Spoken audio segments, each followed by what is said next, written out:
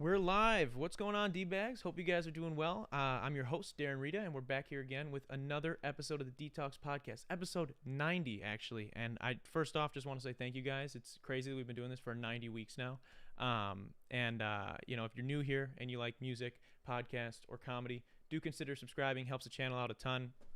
Right now, obviously, we're doing everything for free, so appreciate that if you would consider subscribing. Now, I've got an incredible guest here this week. But before I introduce you guys to him, I gotta do a quick little ad read here and pay the bills. So I want to talk to you guys a little bit about car insurance. These days, it seems as if we're able to do more and more from home. So while you're at home, why aren't you saving money on your car insurance? Your hometown agency, Kenosha Auto Insurance, has specialized for years in simple, hassle-free car insurance using the latest in touch-free technology to help you and your family get the best rates. So what are you waiting for? Give them a call today at 262-448-4141. That's 448-4141. The website is kenoshains.com. It's right on the screen right here. And one last time, that's 262-448-4141. Give them a call. Let them know that Detox D Rita sent you. The worst that could happen is you'll get the best rates. That's my guarantee to you. So give them a call. Now, with all that out of the way, this week, as I mentioned before, is special where we hit 90 episodes, which is huge. But what's perhaps even crazier and more exciting is the opportunity that you, the audience, get, and I get as well, because we get to be in the presence of a living legend, And I say that unironically, as I had so many people reach out to me when I even announced who the guests were for this month. And he was on the list. He's been a coach, a teacher, and a mentor to so many. So let's give a wet detox welcome to Michael Mcnulty. There's no clap track, but we clap it up for you. How are you? I'm good. Thanks for having me. Dude, thank you for being here. It's incredible that we joked about it early on when we started the show. Like, how cool would it be to get Mcnulty on? I think that would be a lot of fun. And I wanted to make sure we were at a stage where we had, professional grade equipment. I'd been doing it for a while, knew what I was doing before we got you on. So I'm glad we're here. Well, thanks for we had to make sure we got it right for you. Thanks for having me. We had to make sure we got it right for you. Would you say it's fair that I introduced you as both like a teacher, a coach, and a mentor? Would you say that's a fair assessment? Oh yeah. What got you in? What made you want? We were talking about this a little bit off air, but what like initially intrigued you to go into like teaching and whatnot?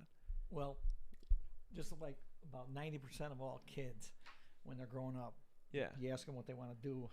Boys, I don't play football. I want to play basketball, and I want to be pro this, pro that. You were the same way. And I was the same way, and I'm like, but then you start figuring out there in high school that it's a little maybe that scholarship isn't coming, and the Bulls aren't calling, the Bucks aren't quite, calling, yeah. And so I wanted to do something sports related. So I had an awesome gym teacher, and he's one of my high school coaches. His name was Mick Ristow. He was a Phi Eta teacher who went to lacrosse. Him, my father, and a couple gals. He took us up to lacrosse to register. He was one of the reasons I got into, teaching and coaching. Yeah. And, I've learned you got to be yourself. That makes sense. See, if I could, I would coach like him. Yeah. He was calm, and he could say things, real concise and get his point across. And me, I was the exact opposite. What's the matter with you? Very fiery, very passionate, right? In that sense. But I'll never forget. I was playing a game once, and I was the safety. Okay, and nobody gets behind you, and I was trying to bait this guy into throwing one long, and sure enough, I jumped and I missed it, and the guy grabbed it, put a layup in. Oh, easy bucket. Comes into me, and I'm dribbling up the court, and I look at coach, and he goes like this: "You tired?" That's all he said. Really? In that one word. You tired? That get to you? Well, what I'm saying is, I'd be over there. God bless it. You're the safety. What are you letting somebody get behind you for? This, that. And all he did the whole thing in one word. Yeah. You got the same. You felt the same thing that. I felt bad. I felt I let him down and everything. But but he was just an awesome coach, awesome teacher. When I got to know those guys, then afterwards, because I helped coach a little bit at Wilmont, and then through my own coaching, we'd go to the state tournament and watch ball games, and my varsity basketball coach was great. Tom Regal, he won 2 state championships at Wilmont. Yeah, legendary coach. And again, I'm friends with him to this day. I also had a John Steffen, was an assistant varsity basketball coach. He was great, and my football coach Tim Nolan, he was awesome. Okay. And I got a Nolan story later. A couple of them. Then we'll get to that. So Yeah. so you're you were inspired by your teacher then, by your Yes. teacher and coach in that way. That's Right. And so was it like towards the end of high school where you're like, maybe consider, I've been touched, my life's been moved by this guy. Maybe I want to do something similar. Is Right. that kind of what the path was That was for basically it. you? Yeah. And so then I went to lacrosse, and got out of there 5 years later, and didn't get a job right away. There were people trying to nudge me towards the MPS or Chicago, and I wasn't going there and everything. So Where did you go to school growing up? You were in this area, right? I grew up in Chicago, and we moved to Twin Lakes when I was in 8th grade. So I went to Lakewood my 8th grade year. You did go to Lakewood. My eighth grade year. Then I went to Wilmot, and then I was at UWL, and Very cool. I got a bachelor's in PE. I got a coaching concentration. I got a health concentration. Wow. Out of there. And then later on, I went and got what do you call it? A master's. You went and got your master's. Through Viterbo. Wow. Which was a university and became a college, or is a college and became a university. Yeah. I can't keep it straight. Well, congrats on that. I had no idea. That's insane. Well, yeah, there's people who hear that. They go, what do you need a master's Yeah. for? You're a Phi Ed teacher. Yeah. It is. Yeah, you wouldn't expect that. What does like a master's program look like for that? Well, mine was in general education. Mm-hmm. Some people get it in counseling. Some people get it in curriculum development. That makes sense. Mine was in just, and again, at that time, raises were based on if you had like you had to years have of experience, and if you had advanced degrees. That makes sense. And now they've kind of gotten away from that. There's a little bit of other factors and whatnot. Step factors. It's a little complicated now. Well, I think the newer teachers have it tougher. Okay. To get decent pay. Yeah. Compared to what it was. That makes sense. I mean, I could see that. I wouldn't know personally, but I could definitely see that just with the way everything is. I feel like there's a little bit more politics at play too with it. We don't have to get into it. Right. But I think there's a lot at any individual school, right? Where there's yeah. like all these different factors that are going to play into who's getting what kind of raise and whatnot. So when you were going into PE, like, and were you thinking about, I want to be dealing with like older kids, like in high school? Like, how did you settle on middle school? Or was that kind of just like the position? My license was actually a K-12 license. Okay, so I could have taught, junior high, elementary, or high school. Some people get a K through 6. Some people only get a 7 through 12. They don't want anything to do with little kids. I don't know if it's still like that, but back then I had the choice, and I just went with the full thing. With the full thing. And then it was kind of, you ended up, getting the offer at Lakewood some years later. Was it? Well, actually, I was coaching there. Yeah. And anyway, coaching before. You told me this right before we went live. Coaching before you ended up teaching. Right. There, I was the crazy. basketball coach there. Yeah. And then actually, I think the job had opened once, and I didn't get it. And then the second time it opened up, they got the one who gave it to me was Miss Vale. Oh, okay, super cool. Yeah. Shout out to her. Yeah. Shout out to her. She, I thank her. She was my first administrator, and I was very lucky to have her. Yeah. And I don't think they treated her very well either. Yeah. I again, I don't want to turn it negative. She landed on her feet and everything, but she, I thank my lucky stars that I got to work for her. Yeah. I mean, my only interactions with her were all positive, so I have nothing bad to say. Well, I'm just saying the way they kind of, a lot of people backstabbed her. Yeah. I mean, it's that's all I want to say. Yeah, that's fair. That's very fair. She's gonna be texting you like, Mcnulty, what are you saying right now? What are you doing? Yeah, shut up. But so you end up coaching and then teaching, younger kids, you were doing K through, you did K8 through, at yeah, Lakewood. K through 8 at Lakewood. Yeah. And, I'm sure there's a lot of ridiculousness that comes with that sort of position, dealing with kids that young. Let's just be like straight up. I mean, gym class is everything when you're in K through 8th. Even 8th graders, when you're like starting to be too cool for like, I don't want to try whatever, you still want to go out and you want to play some dodgeball, or you want to like get sweaty. Like every kid loves gym class. So how do you like handle all these like kids kind of getting a little crazy on you every? Well, I think what's hard is you gotta transition. You might have kindergarten, and then go to third, and then your next class is a junior high. Mhm. You know what I mean? So your developmental levels are different, and you gotta be.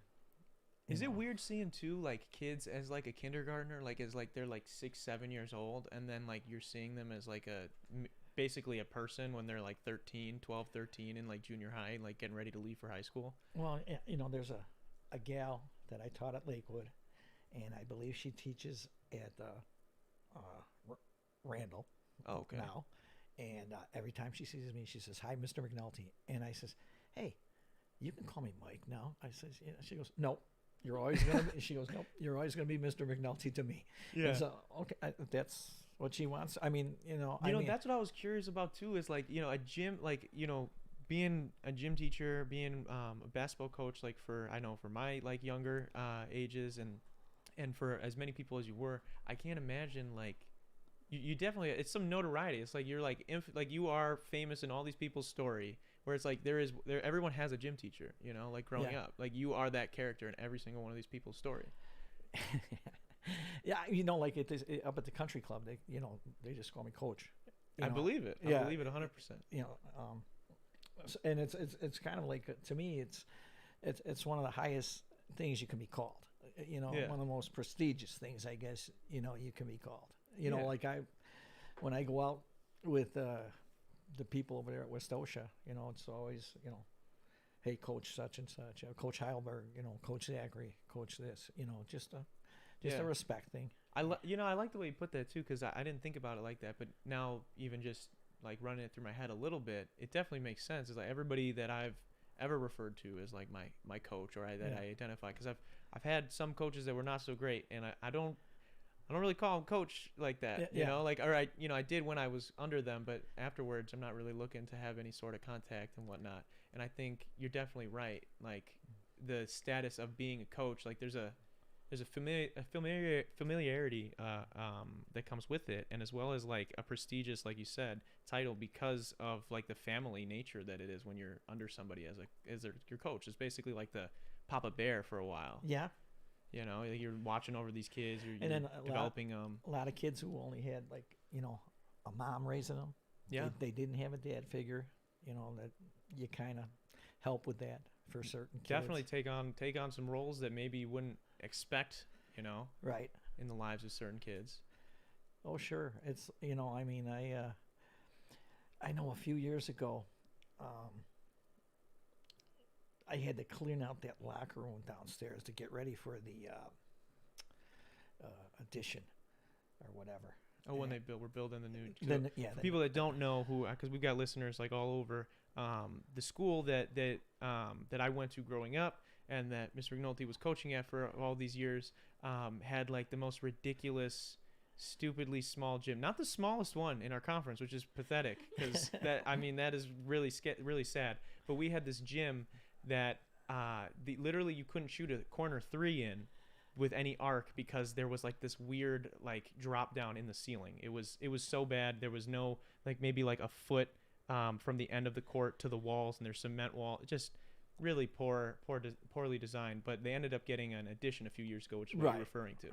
Right, but I was pitching stuff, and I might have pitched some of those old jerseys into my trunk, and a couple kids that played for me, I go, here, give these to your kids. Yeah. That type of thing. I'll probably have to file a police report now or something. I got a couple as well, so don't worry about it. And so, yeah, that gym, like we played man to man all the time, and I should have been playing zone and pushing people to the corner. Yeah, and that small of a gym for sure. I mean, it was. But it was this ridiculous. Coach Regal wanted them to know man to man when they got to Wilmot. So we were gonna play majority man. Yeah. On everything. So Makes sense. And I mean, too, kids sometimes with zone, I don't know if they would understand it quite as well. I mean, there's a reason we're running motion. It's the first offense you got to learn, right? You're right. That's what you got to do. But in coaching, in teaching, and whatnot, I know you were mentioning before off air that you have probably a Rolodex and an infinite amount of stories to tell when it comes to like the silliness that you would have to endure. What's like a misconception that people like don't really, that when you've talked to people or as like through the years when like people maybe think teaching or coaching kids that young is one way and it's actually this way? What would be something? Well, one of the things that I used to get a lot is about grades. Okay. And do you know that you ruined my child's straight A's with your gym grade? And I would even tell kids, I'm the last guy to put on the grades. And so you know what? I might ruin your straight A's. I would, or I would say, the Bear fans get A's, Packer fans get B's. I'd say stuff like that to certain kids, and they freak out. Right, they think it's real. But I'd have parents on the phone. Hey, if they, if they participate and they keep their mouth shut, isn't that an automatic A? And I'm like, no. No, it doesn't work like that. The rope. Remember, you have to climb the rope. Yes, yeah. Okay. I was so terrified this is of heights. That was a tough one for me to get an A on. Mr. Mcnulty's stringent grading system. If you could climb to the top, we gave you an A. If you got halfway up, we gave you a B. And if you could only get one or two knots because you weren't very strong or you were afraid of heights, I'd give you a C. Yeah. But if you sat there and go, I ain't doing it. And I remember it was my first year, and I had this 8th grade boy, got right to the top, and he took one hand off the rope, put it on the beam, let go of the rope, and he was hanging from the beam. Oh my God. Okay, and remember what I said about the coach wrist out thing? Yeah. And I'm over there going crazy. Get your arms back. Get down here. What are you doing? You're going, and I would be too. That's fucking scary. What are you doing? And but again, like I said, I try to make it fan friendly. Yeah. And again, I'd always tell people, I don't know what they're getting into junior high. Yeah. I don't know. I might imply to the kids that I ruin people's. But you joke. It's a Yeah, joke, right. and it's like you don't know what the rest of their grades look like. So Right. that's funny. But again, that was one like if you kept your mouth shut and you participate, you should get an A in gym. Do they still have people do the rope in gym? Because I don't think a lot of people do it anymore. I feel like it's like schools that are like it's a liability and they don't want to deal with it. Yeah, I don't know. Well, you speak of liability. The one unit that scared me the most was the tumbling. Real? Oh, okay. And the deal is, I get these little kids, girls and boys, mostly girls, and they would go to gymnastics. Yeah. And they'd come in there and they could do flips and the cartwheels and all this other stuff. And then I'd have other kids who've never had any experience, and then you got to teach them how to do like a somersault. Oh yeah. And without them putting all that weight on snapping their their neck, wrist, hurting on their neck. Yeah. And that used to always scare me. That unit. Yeah. And I remember when I first got out of lacrosse, we used to do something called dive rolls. Okay, what's a dive roll? Okay, so, if I stood up and just. Oh, like you just kind of fell into it and then rolled. Right, but we would actually get running starts. We would, we'd put like a kid or two down and we'd dive over them. And then we'd add a third kid, and we'd go. And like I said, somebody told me, they said, "Hey, there's no way you would beat that liability wise if somebody really got hurt." Yeah. So we kind of, you learn. Yeah, that makes sense. As you go, maybe we better not be doing the dive rolls. What was up too? I don't know how I'm sure curriculum has probably changed over the years for like what you got to like teach and whatnot. I mean, we were learning. There were some weird, questionable units. Honestly, I was confused. Like In gym? yeah, I was confused. Like we're learning square dancing. We're learning like keeping score for bowling. I remember that was hilarious because the place in town still doesn't have like electronic things, so that's why we do it. I think. I would get that one all the time too. Yeah. You know, the machine does it for you. We don't have to do this. Yeah, you know. yeah. And hey, it's math. Come on. And I used to the kids would get 436. No, 300's the max guy. Yeah. You know. Exactly. And who determines that kind of stuff? Is it something, obviously, like, I'm sure you don't have full control over that, where it's like Well, some of it's getting passed down and some of it, you know, you're kind of choosing when. When I got hired, they threw me in that finance office, and I'm going through everything, and you know, I was by myself at the beginning, and then they added, you know, different lady finance teachers, or not. I shouldn't say ladies. I guess they were all ladies. Yeah. And you know, then Mrs. Rollins. So then you know, then you would collaborate with, you know, and kind of have more of a plan together then. yeah, like that, you know. But I mean, in the beginning there, I was there by myself. Yeah. You know, and then too, I would basically make my lesson plans K through 2 ones, you know, 3 through 5 ones, and then 6 through 8. You know, Yeah, instead of makes sense. writing a zillion of them. Yeah, it makes And sense. again, I remember they came to me too and said, maybe you shouldn't be doing dodgeball. That's literally what I was just about to ask you. Yeah, okay. They said, maybe you shouldn't be doing dodgeball. And I'm like, why? And I shouldn't have kids as targets. And I go, first of all, I said, everybody loves it. I said, they all participate in it and everything. I go, second of all, we're not using the balls they used when I was growing up. They used The rubber one. those red playground balls. Yeah. They would leave welts Yeah. on you. Mhm. You know, we had, I remember in high school, we would use those things. That's dangerous. Those are grown men and women at that point, basically throwing weapons at each other. If it's in high school. And we use those little foam things. Yeah, you we know. used the foam little ones Right. when I was there. So. But I remember, I remember in one of the high school classes, the coach blew the whistle. All right, everybody get over here. There's too much swearing going on. So next game, you can swear as much as you want. But after that, no more swearing. Wow. Yeah, it was a different time back then. Yeah, yeah. You know what I mean? I bet that worked. I bet no one swore after that game, at least for a couple of days. I mean, all the kids Again- probably lost their mind. Like, let's just drop as many F-bombs as we can. Right. But, you know, you talk about the high school gymnastics. You know, we would do stuff like that, the rings and the horse and all that kind of stuff. And I remember we were supposed to be spotting a kid, you know, like you and I are talking. Yeah. And the kid's up between us, and we're supposed to be, and the kid fell right between us, you know. And, Oh, my and- God, and yeah. what's the first thing we did? Where's such and such? Yeah. Like, care less if the kid's dead or a broken neck. We're over there. Are we gonna get in trouble? Yeah. That's I can imagine. I mean, you're liable. At that But point. It's scary. even they got away from the high schools. Got away from it. They used to have the what do you call it, tramps, Yeah. trampolines. Kids would get hurt on them. Kids would get hurt when they fold them up to put them away if they weren't like connected correctly. Oh, I'm sure. They would like spring. And a lot of it's got to come from, like you were saying, with the gymnastics thing. With like, I mean, any sport, it's like you're gonna have kids that like this is what they do, and then you're gonna have other kids that it's like they've never seen a basketball, and I gotta teach them. And so like, you know, people are gonna get hurt when they just don't know what's going on. It's like you try to just show somebody, oh, this is a bike, Yeah. get on it. You know, oh, you never seen one? Okay, well you'll figure it out. Everyone else knows what they're doing, but that's got to be tough. That reminds me of I had a guy, and he still lives around here. He's a great guy. I even subbed his kids at random and everything, and he came out for basketball in 8th grade. It's about the 3rd game of the year, and at halftime he comes over to me. He goes, "Hey, I gave a kid a fake," and I go, "Yeah," and he goes, "He didn't go for it," and I go, "Well, it must not have been a very good fake." He goes, "Yeah, but you never told me what to do if he didn't go for it." That's exactly what he said. And I thought that was a great. Yeah.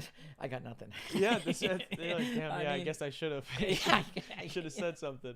But I, you know, like I said, you know, it was, you know, he was inexperienced, you know, but I, you know, I remember that.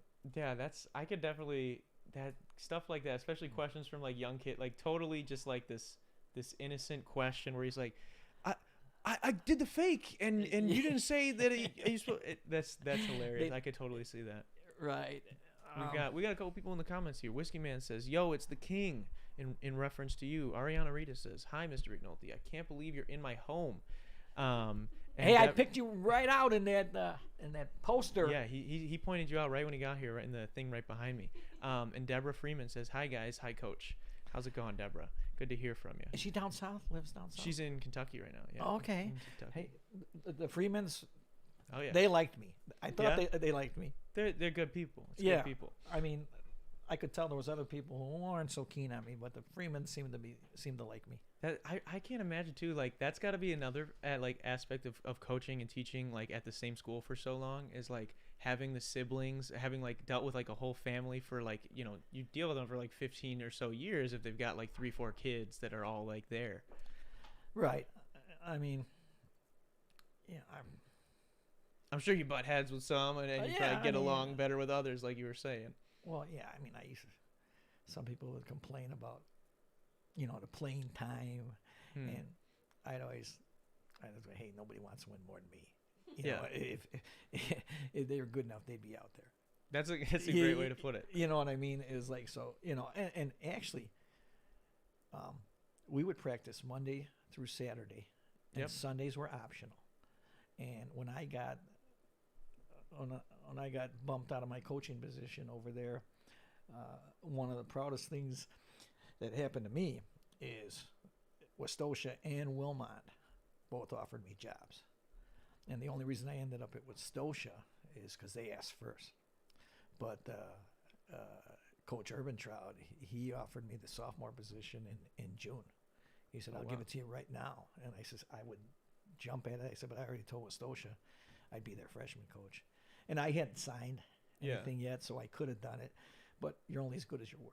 Yeah, that's a really good way to put it. And that's very admirable of you to stick with it, too. Right. I think it was, if I would have went to Wilmot, and then you make cuts. Well, look at that. He took that Lakewood kid, but he cut that, he cut a Randall kid, or, he... Oh, yeah. There definitely would be some people saying that, even if it wasn't the case, And, like, over there, I don't know, wherever they go, Yeah. On Salem, Bristol, whatever. Maybe some Wheatland and whatnot, too. Yeah, Wheatland is more Wilmot now, I believe. Really? We got a few from Wheatland. But I think Wheatland can go both. So how is it, like... because you were mostly coaching like grade school for the longest time. 28 years. 28 years, which is an incredible run, and I applaud you for that. And so how's like been the transition then of going to dealing with like high school kids?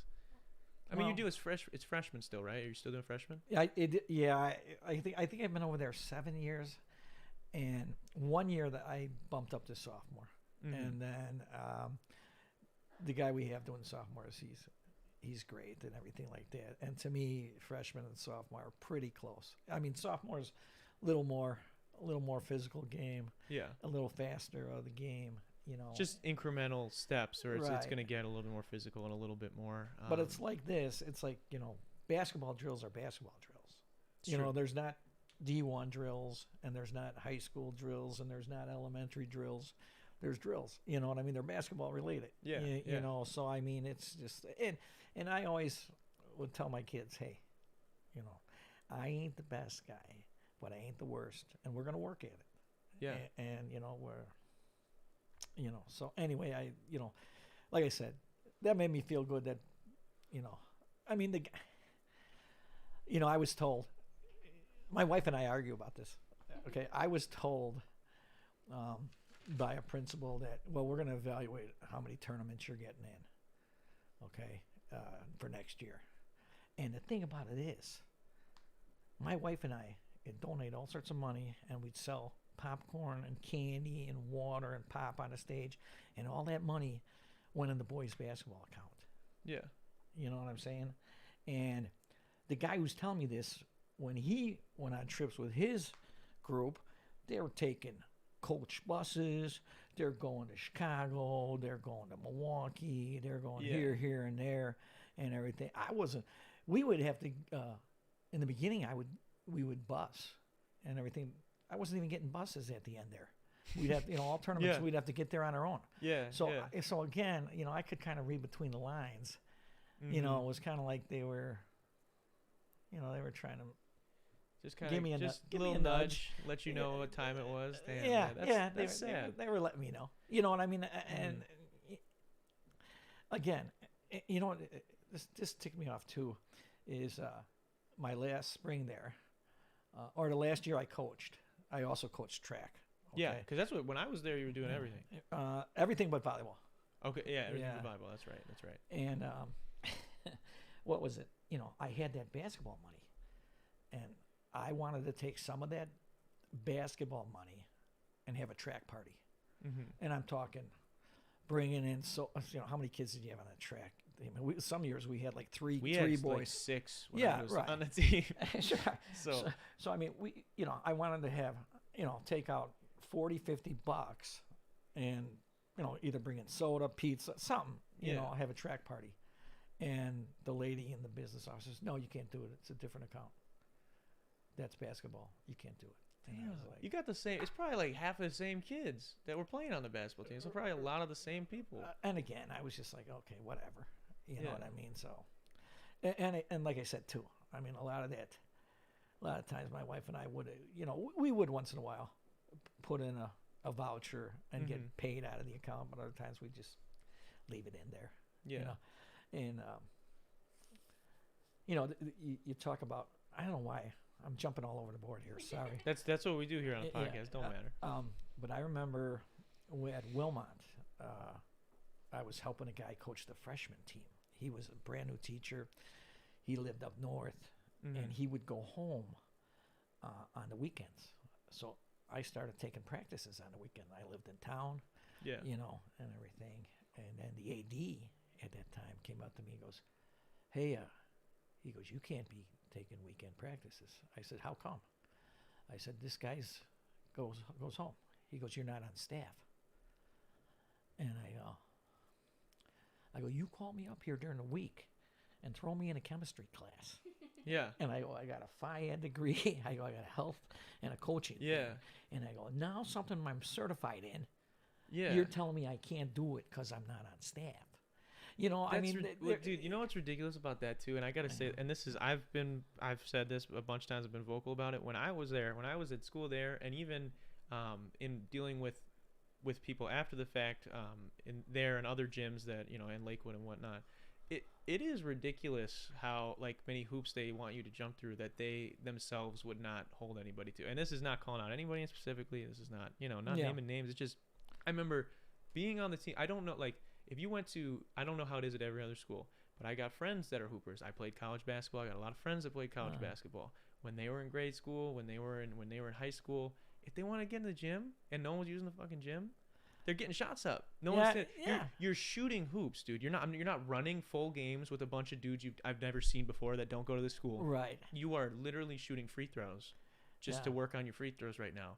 You play on the varsity basketball team here. I'm getting kicked out of the gym. Right. And it's just stupid, and it's the same thing like where that's kind of weird that they're not letting you do that, because it's like, again, I'm sure I'm not listed on staff. I'm, like you said, I'm subbing.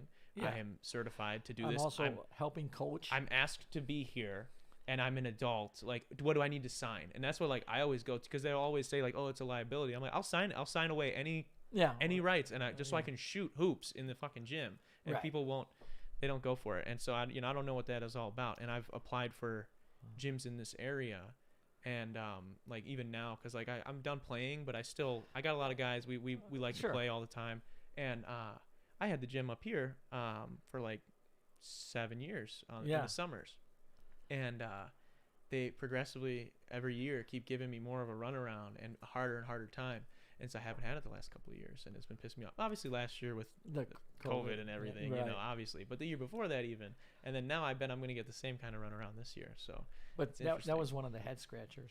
Like I'm like, this ain't making sense. Of course, too, I'm younger. Yeah. I don't have a job to protect, so I might have been a little more mouthy about it. Instead of rightfully so, though. But I mean, I can see that. They say the camera adds 10 pounds. I think it added 20. Hey, don't say that. Don't say that at all. You're looking great. You're looking perfect. 1080p, looking awesome. So like when you get into coaching and you've been doing it for a while, what's the best part about it? You know, what's like something you get the most joy out of the fact that I know you said being referenced as a coach is big, but like Right. what is it about the act that is so like thrilling for you? Because you're still doing it Right. after all this time. I mean,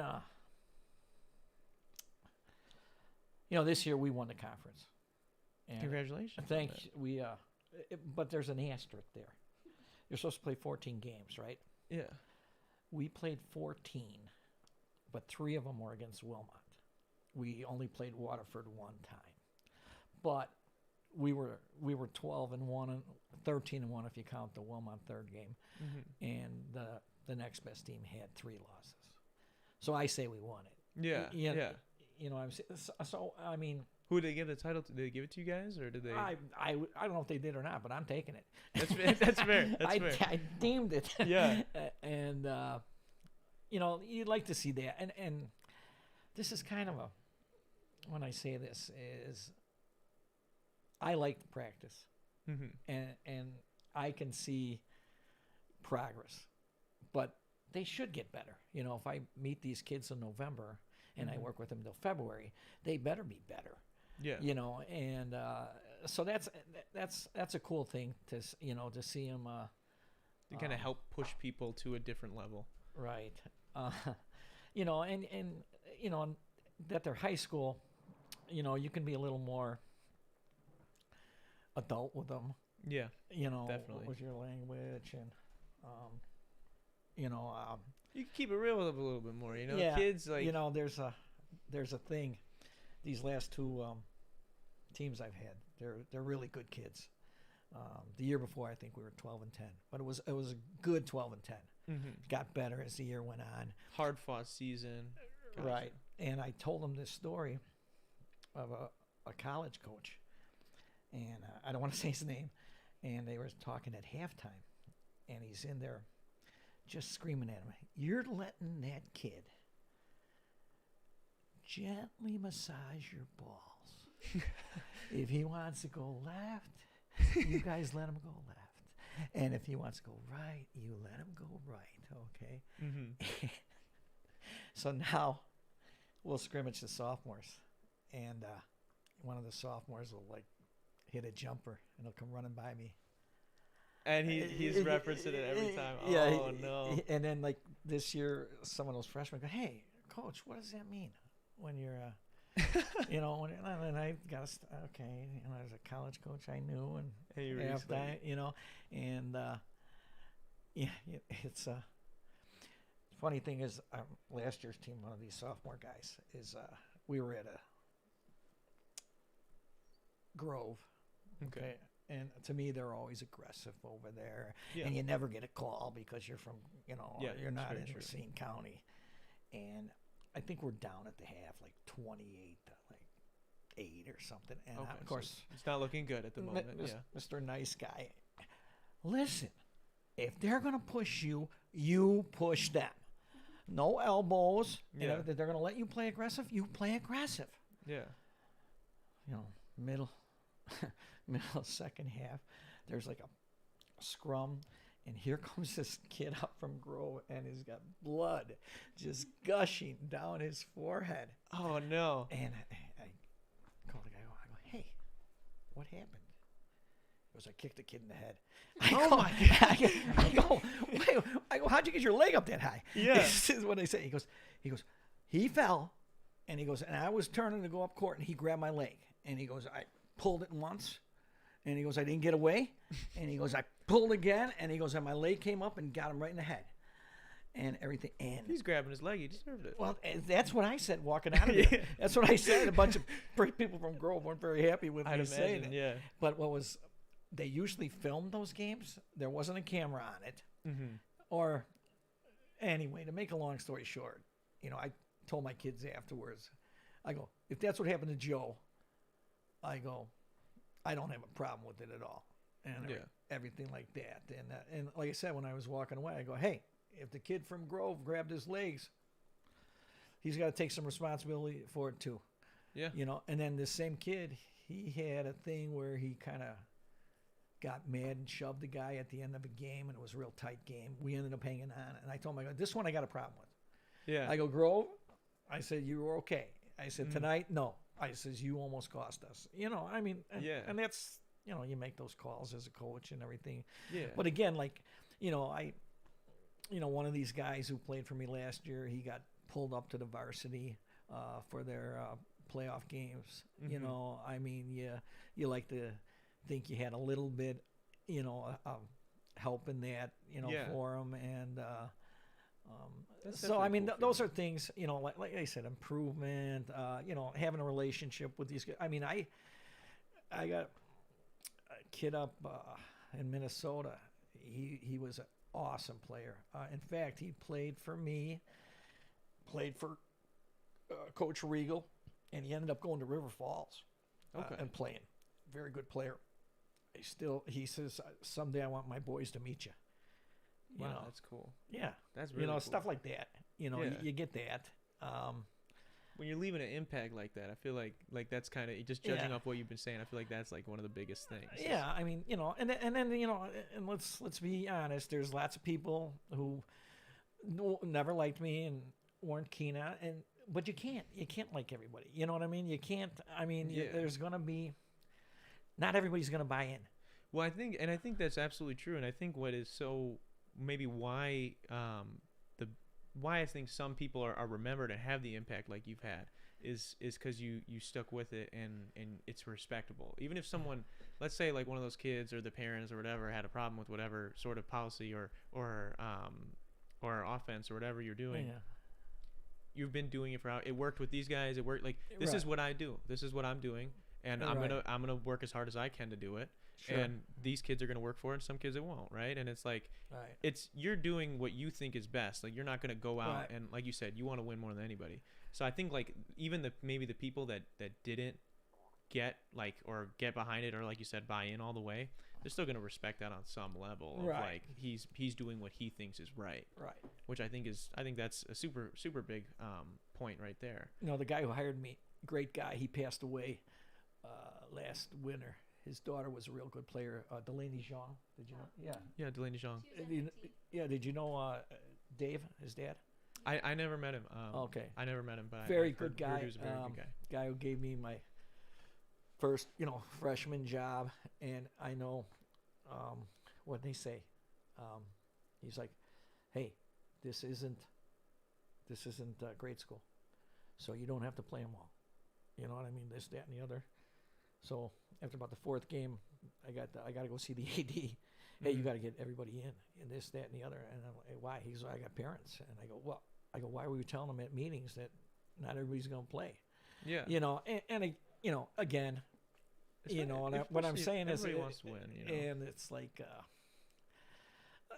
again, you can tell who the me people are, or it's about their kid, type thing, and Yeah. and then there's other people, And it's tough too because some people maybe they're just really not showing it in practice, and like maybe they are a better player than that, but you haven't shown it to this guy, and he's not. And I'm sure there are instances. I know I've talked at lengths on this podcast and in other things too. There are instances where I know I've had some experiences personally, and I know other guys where it's like sometimes the cards aren't in your favor. There's just another guy that they have their money on this guy, and they put a lot of time, put a lot of resources into this guy. Sure. So we're gonna see how that goes, and he's, in my case at least, the people did fine. So Right. Like I said, and to me, that's the hardest thing. Is like we never cut at Lakewood. yeah, We had 10,000 uniforms or whatever. Yeah. They may not fit everybody. yeah. Some people wearing dresses. We're basically wearing dresses out there. So That's. I got to tell the uniform story. okay. Okay. What's the uniform story? All right, uniform story. Okay, I hate to admit this. When Coach Mcnulty was a freshman at Wilmot, we had the team picture. I'm kneeling in the front row, and I don't have a jock on. I just got, underwear. Yeah. So there was a jujube hanging out of my shorts in the annual. Really? And in the This annual, is it. What year is this? We gotta dig this up. 70s.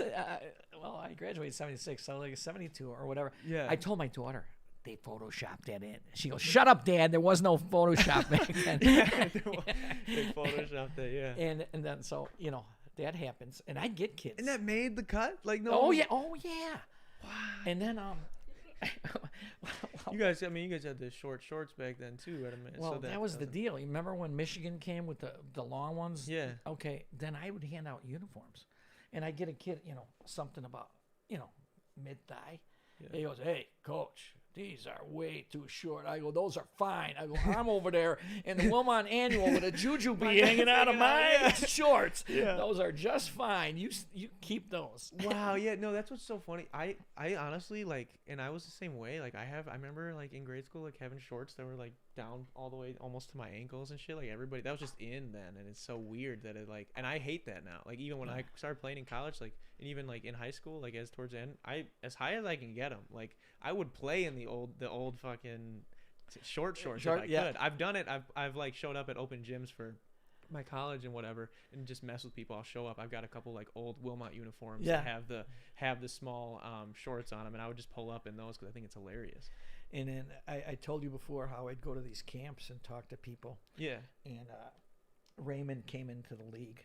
Okay, and that was our farthest trip. It was like past Yorkville, kind of near Southridge. Yeah, they've got a very small shed that they use as a gym. Well, you know what? They've had an addition.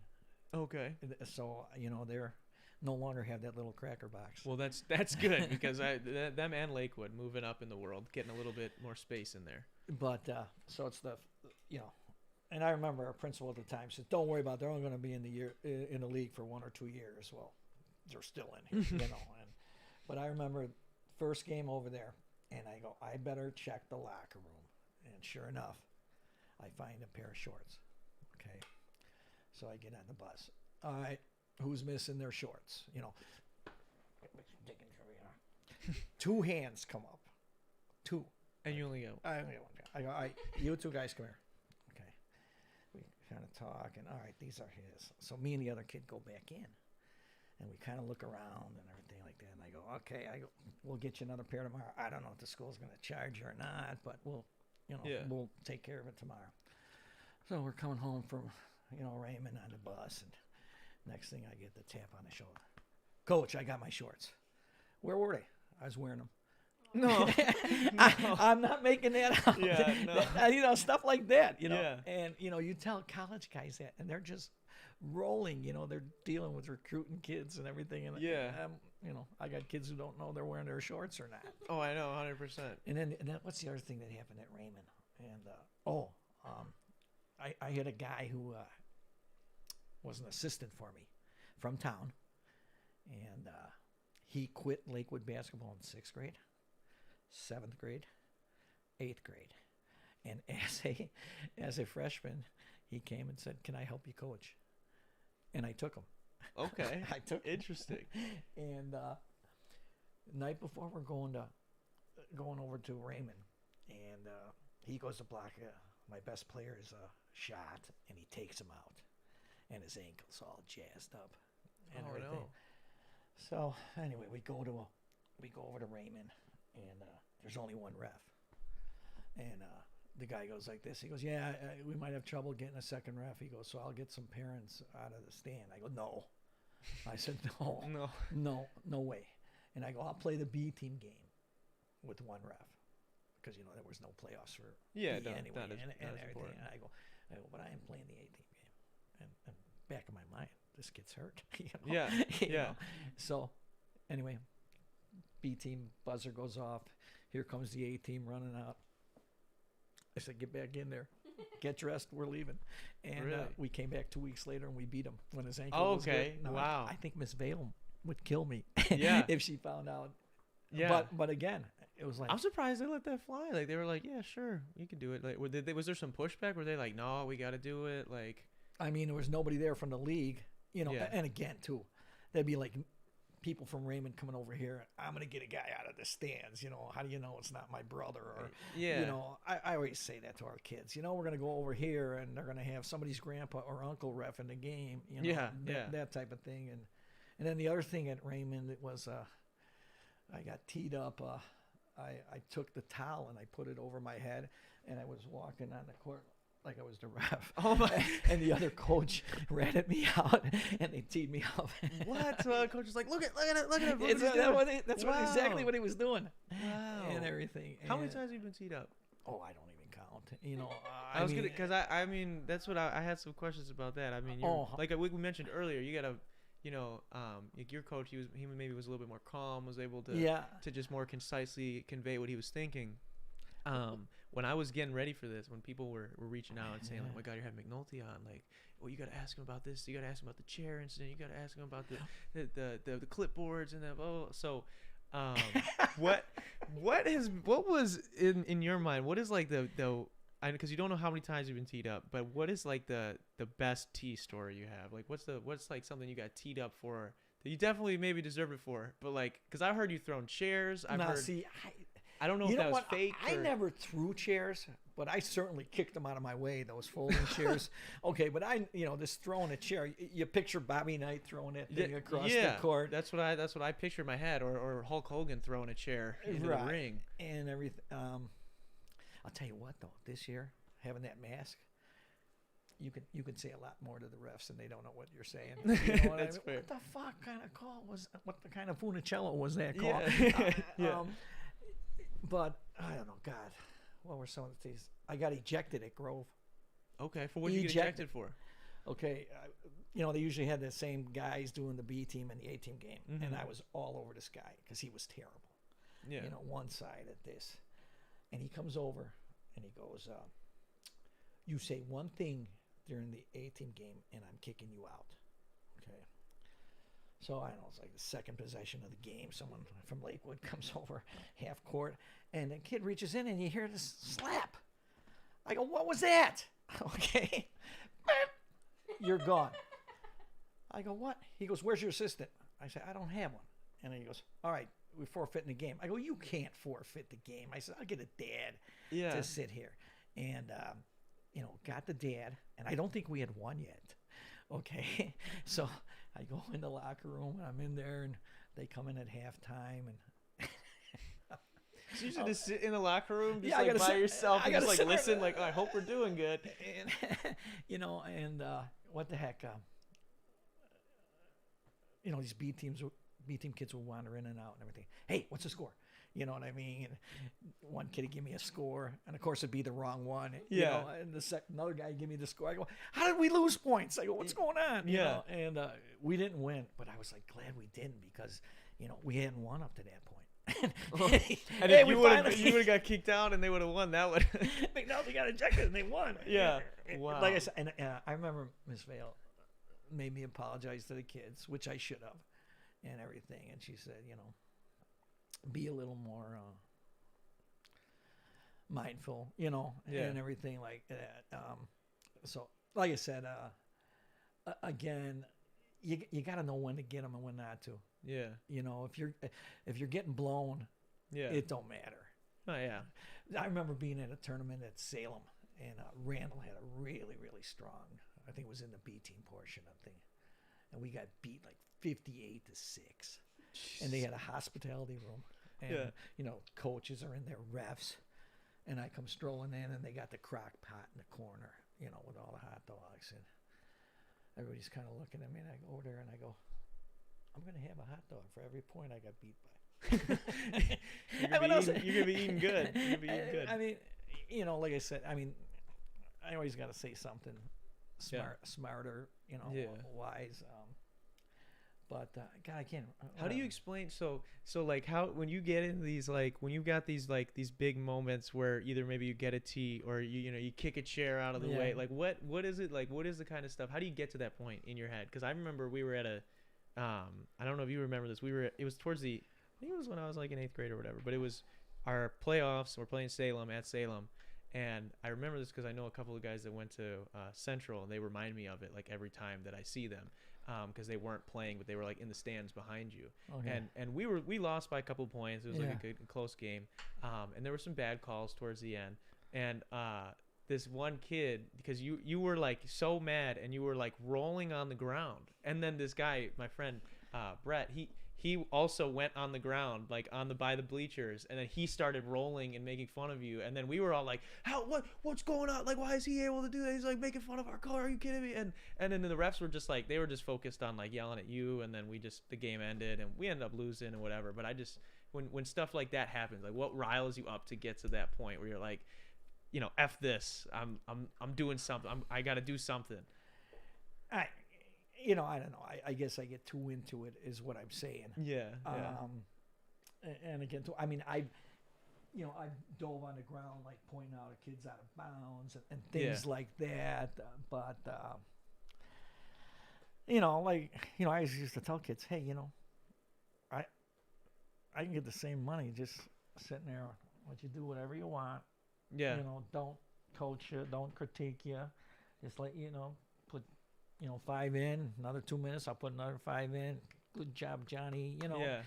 And again, I remember there was this girl. She was funny. She said to me once, I went to the basketball game last night. It was a home game. I go, yeah. And she goes, you were mad. And I go, yeah, probably. Yeah. And I go, who was I mad at? And she goes, everybody. That makes sense. I mean, but so you didn't actually throw a chair, is what we're getting to, because a lot of people were asking me. They're like, a lot of people say I threw a chair. Yeah. And what another thing too is when I was coaching there, I was called in and they said that I threw the trophy, the consolation trophy. And I'm like, I looked at the guy, I go, these trophies they're giving us isn't like the Stanley Cup metal or anything. I go, they're plastic. Yeah. They're, there's maybe a little bit of wood on them. If I threw the thing. Yeah. I mean, it's like I said, how stuff gets misconstrued. Again, I remember kicking chairs. I'll admit that. I might have tripped into them, Yeah, type thing. It's just funny how people will always. I mean, that was like I got that like several times when like people heard that you're coming on the show. You gotta ask him about him throwing the chair. You gotta ask him about him throwing a chair. I'm like, did this ever? It didn't happen when I was there, so I don't know if this happened. Like, right. I know that there was a time when we were at a tournament and we ended up winning the tournament, and it was like the Riverview tournament, whatever, that little one before the season. And in the championship game, we won, but we really didn't play good. And you came in at the end of the game and you just snapped the clipboard and you're like, oh, how did you say it? You said like, that was god awful, but good win. And then you just left, and that was it. And we were like, and then we talked to you afterwards and outside of the locker room. But I just remember like everyone being like me, my friend Blaze, Pat, Tim, we're all just like, what just happened? We won. I thought we did good. I mean, we didn't play very well, but I remember that specifically. And it cracked me Here's up. a great story from Riverview. We were like in the consolation portion of something, and it was the very last game of the year. And I had the rule: you had to wear white socks. Back in the 80s, 90s, if you wore black socks with gym shoes, you were like a tourist. You were a nerd. Now it's the opposite. Yeah. And so it's the last game of the year, and I get 3 of these guys come out, and they got black socks on. They're figuring it's the last game of the year. Yeah, he's not gonna care. Yeah. What are you guys doing? Well, that's what they started saying. Coach, it's the last game of the year. Okay, so you don't want to play. Yeah. Says you got to come up with some white socks. So one guy was wearing his grandpa's. Oh no! And 2 guys got him out of the lost and found. Oh no, that's gnarly. That's disgusting. And you know what? They weren't gonna. They wanted to play, so I mean, they had to do what they had to do. And I remember that they were, they thought they had me over the barrel. Yeah, they thought they had you. They thought they were gonna pull a quick one by you. Yeah, and I got to tell you another great story. I did 1 year of girls basketball. Really? B team basketball. The head guy got me at the last minute, and I told him, I says, hey, I'm taking some grad classes, so I don't know if I'll be there all the time, type thing. And he was like, oh, it's okay. And I remember, did you know who Al McGuire was? I don't think so. No. He was just a famous coach, and he was awesome. If you ever go onto YouTube and stuff, bring up Al McGuire stuff. Okay. Anyway, he was going to speak at Central. So the A-team guy was going to take the A-team girls over there, and he also invited the B-team. And I told my girls, you can't go. I said, because I got grad class this weekend, and we got to practice. Yeah. I says, we got to practice that night because I won't be here, when I got class. And 3 of them went. Oh, wow. And so I didn't play Those three girls. Went. Yeah. And what do you call it? One of them ended up quitting. The other two wanted to quit, but their parents wouldn't let them. Yeah. And it was like I says, and the one girl says, we really didn't believe you would follow through on it. I go, I told you. I told you it was going to happen. If you go, you don't play. Yeah. And everything is so. But I remember I had this girl on that team, and her family still lives around here, and everything. And she had a dance background, okay, and come out for our first game of the year, and we're here, all my girls, and the opponents are across the gym, and this girl, she looks at me, she goes, "They got great costumes," and I go, "You mean uniforms?" "Oh yeah, coach. Yeah. But costumes. Yeah, like I would tell that story at camps, and guys would just roll. I mean, especially having like a dance background and coaching girls, that makes a lot of sense. Yeah, All that's right. funny. And it was. What so like in coaching and doing that for as long as you did, and as long as you still are. Yeah. I guess what have you learned from your players, like, throughout the years? What's something you've learned from the people that you've mentored or taught or coached? Oh God, boy, that's a tough one. That's what we do here. We got the brain busters. Yeah. Oh, yeah. You gotta have a brain to answer that one. Oh God. Anything, even if it's just like, I know something for me. I've helped with some coaching stuff, and I obviously not like gotten into it in a serious sense. Didn't coach a team, anything like crazy like the stuff you've done and other coaches I've had. But I know like something from even being in like leadership positions. I know that like I think the biggest thing that I've learned is like I got to talk differently to different people. Like certain people aren't gonna get. I need you to move that chair for me. Like I need you to move that for me. Right. Some people I can tell them straight up like that, or if they're not doing what I need them to do, I can be like, "Hey, so and so, can you fucking do it?" Right. And someone else, if I say that to them, they're not gonna respond well. So that's something that I've learned. So I don't know if there's anything like similar to that maybe you've like learned. Well, I don't know if this answers a question, but I know it when I started coaching in '83, it was more physical conditioning and things like that. And now you can't. Kids today won't respond to that. I mean, I'd start a practice with 5 or 6 30-second drills. Easy. Yeah. You know what I mean? And now you might do, 2 a night, or depending if they miss their free throws or not. But that's true what you say. You can't say the same thing to everybody because they're not. Some people just don't want to take it the same. Some people can't take it the same way. Right. It's just kind of how it is. Again, it's just I'd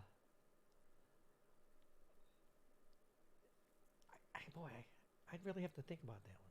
That's all good. We can come back to it too. What I've learned, I think kids today have more opportunities. That's true. To play, with the travel ball and the AAU and things like that. Whereas, they didn't have that. It was you had the school basketball. That's pretty much it for a long time. And like I said, we during our basketball season, we went 6 days, and the 7th day was optional, and so I think it's cool. I think it's a lot of fun, having that kind of structure and the rigidity to it. Like, this is what we do. We're gonna do this every week. We're gonna do this for this many months, and then when it's over with, and stuff like that. We've got some more comments from some people. Caitlin McCracken says, "Hey, Mr. Mcnulty, how are you?" And McKenna said that you were just passionate when we were talking about the chairs getting in the way. Deborah Freeman says that she was always afraid that you were going to have a heart attack during the games. So People still say that to me. really, They said, they call me Nutty, some Mcnulty, Yeah. or Nutty. Nutty, you're going to have the big one out there. And I go, yeah, maybe. that'd be a way to go, I guess. Right? Well, you speak of that. I don't know if you heard about this in early February, where this official died on the court. No, I He didn't. was 69 years old, and he died of I think it was heart attack. And I've worked with this guy about the last 10 years at Wisconsin's camp. Oh my God, really? Wow. And my son, got a hold of me. He goes, "Hey, this could be." His last name was Krieger, but Mhm. it was spelled kind of like phonetically like Kruger. Yeah. So I mean, I don't know why I brought this up. I'm losing. It's very sad in general. We were. Yeah, I mean, but I mean, I know what we're talking about. Having the big one and everything like that. I couldn't imagine it being someone at the game, and like I wouldn't know. Well, yeah, I wouldn't know what to do. They got him out of there as quick as he could, but Yeah. he died at the hospital. But I mean, there was a lot of people said that that's the way he would have wanted to go. He was a coach, and Yeah. now that he was done coaching, he was in He the was officiating, refereeing. and he was a very good official. It was fun to work camp with, Yeah, that type of thing, and I could definitely but, imagine. there's worse ways to go. Yeah, that's true. I guess. That's true. mean, I'm 63. I don't even buy green bananas anymore. That's fair. That's fair. Like we've gone through a lot on this episode, and we talked before about being somebody's coach or even their gym teacher growing up. You sort of have like a special like place in these people's lives. Like you're a character in their lives that like in a lot of people's lives that they're gonna remember for a long time. And now even as people don't have you like as you're not so accessible to them where they're not going to your class every day, they're not being coached by you, they grow up, they have families, all this stuff. They can get a hold of you on Facebook, and I know you get a lot of engagement on Facebook. Yeah, I get so mad. I shouldn't be talking. What do you call it? Politically. Yeah, I just remember when I got you, when I added you on Facebook, I was like blown away by like even if you said something like you just say something very non-divisive, you get like 100 comments. Like, you get all these people like, "Coach, that's not it," blah blah blah, and all these guys that know you, and I'm just like, wow, dude, that, and it showed me, I'm like, well, he really has had like this lasting impact on this many people, that all these people that like they just had you as a teacher, or they had you as a coach, or they just knew you, and they want to share their 2 cents on your 2 cents. I had this, and I don't understand it. This stuff about transgender athletes competing against women, and one of these nuts on Facebook sent me a picture of the one girl was guarding the one girl, and it's something, how do I guard her? And it was the caption was, "Hit her in the dick." Okay. Yeah. And the guy sends that to me, and he goes, "What do you think of this? You're a coach." Okay. And I type back, I said, "If you worked really hard, we could get you on the team. I don't know if we could start you."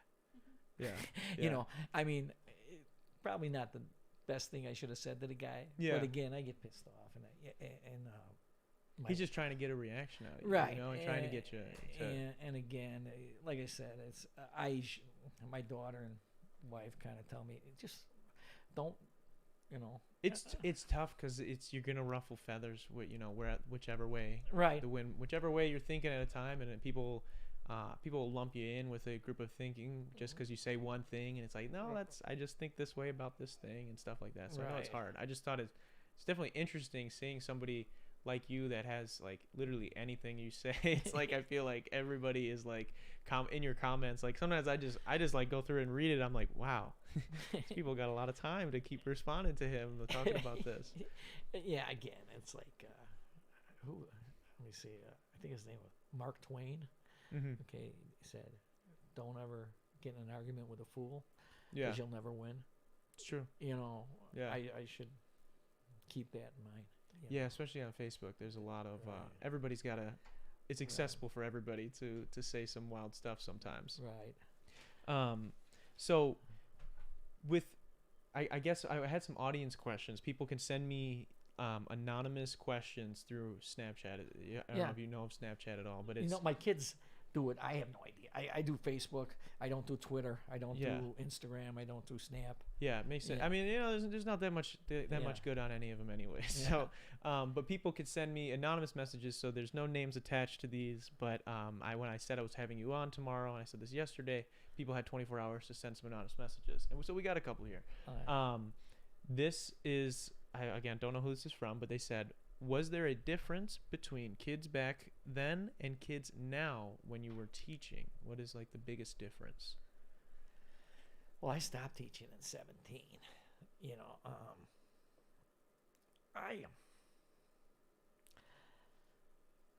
I thought kids were more respectful when I first, was teaching. Yeah. 88. Before that, and our approach to kids. Mm-hmm. In the schools, at the end there, you can't yell at kids. Well, I'd say There's a lot of that now. I hear from people where it's like you have to be very particular in disciplining. well, I would sit there and go, you know what? I'm in a gym. Yeah. I go, something's going on in that corner. I'm supposed to, please stop that. Yeah. Guys, please, or is please, it keep it easier down. to say, hey, knock it off over there? Yeah, yeah. Type thing. And, I hear people, well, kids are the same now as they were. It's you people who've changed. You hear that one, and I think it's just a little bit of everybody. I mean, there's definitely always going to be definitely things that fluctuate and change from generation to generation. Sure. Obviously, and I think it's probably not like so black and white. It's probably like some kids being a little douchier, and it's probably like us maybe forgetting or seeing the past with however looking upon it with whatever nostalgia and stuff like that. So I bet it's a little bit of both. I don't know why I thought of this story too. Is we talked about this. I never did volleyball. Yeah. And our volleyball coach, who coached the girls, he would let those girls wear their club volleyball bottoms. Yeah. The spandex, yeah. Yeah, or almost like a bikini bottom. I mean, it essentially is, yeah. And I remember some mother of one of the boys had a big to-do, and somehow they brought me into this meeting. Don't ask me why. Yeah. And she's going off. These boys have to ride to the games with these girls, and they're wearing this. And she looks at me and she goes, well, what do you think of that? And I says, if the volleyball coach is good with it, then I'm good with it. Yeah. Well, she goes, it's not in my book. And I go, well, then you talk to her. Yeah. Which was Ms. Vale. Yeah. And I was like, again, it was like. It's very interesting to bring you, like, you have no control over what the other team is doing, Well, I mean, yeah. And again, too, I mean, like, is that bad? It's I mean, how bad. bad It's never been this serious. It's grade school volleyball. It's not Right. that serious. It's not that serious. Yeah, and again, and I'm like, why am I in here? You got nothing to do with that. I don't coach the volleyball. I can't imagine that. I'm sure you've had tons of meetings like that where people are trying to. Well, the other thing too is they'd always accuse you of doing something. Okay, I remember. Accuse you of doing what? All right. Without getting you We've in got trouble. a volleyball unit, and of course, balls are supposed to be in the rack or the cage or whatever. And I got the one kid hiding the volleyball, and everything. Thinking he's Hey, give me the volleyball. His what volleyball? I go, just give me that. Come on, Tricky Dick. Yeah. Is what I said. Okay, and Tricky Dick was Nixon. That was his nickname. Yeah. Because he would never tell the truth. Makes sense. All right, get the note in my box. Got to go see the principal. Did you call such and such a dick? I'm like, no. I said, I called him Tricky Dick. I said he was hiding a volleyball. He wouldn't give it to me. Yeah. But again, yeah. The other thing too is like during softball, get called in again. You been swearing at practice? No. Then I'm like, Somebody hits a squib. I'm pitching. Yeah. I'm pitching. Somebody hits a squibber. I go over there and I'm gonna throw it down to one, and I'm trying to lob it over the kid's head, and of course it goes into what's like, oh shit, kind of. And I was like, I brought that up. I go, you know what? I might have said shit the other night when I made an errant throw. Yeah. And he's like, well, you gotta. I go, John, you know how many times those kids swear? You want me to come in here every time they swear and tell you what they said? That's not the point, and this, that, and the other. I mean, I just know we had some, I know that's what, that's why, I keep saying how much, I respect the fact that you were able to deal with it as long as you were, because it's, I mean, I remember, my friend Pat, he's been on the show, he's done stuff with me, works with me all the time. When we were in grade school, he's in my grade, we were on two separate lines, or you wanted him to get back on the line in gym class. We're getting ready to do some sort of run or something. We're playing, I don't even know, Red Rover or some stupid shit where we got to line up, right? And Pat's just being difficult. He's just not on the line. He's being, he's just being a little bit of a dick. And you're like, Pat, just get over there, walk over the line. He's like, he turned around and dead serious says, why, McNulty? So you can stare at my ass? And I just remember you just get office, and the office was 2 steps out of the gym. You're in the office, and I just remember him going in and then having to his mom, talking with his mom, and then the office, and seeing him as we all walked back to class through the little office window, and he's just sitting there all sad, and I'm just like, dude, what are you doing? So I know for a fact, when you say these people were doing that, I know how stupid and silly the kids can be. So right.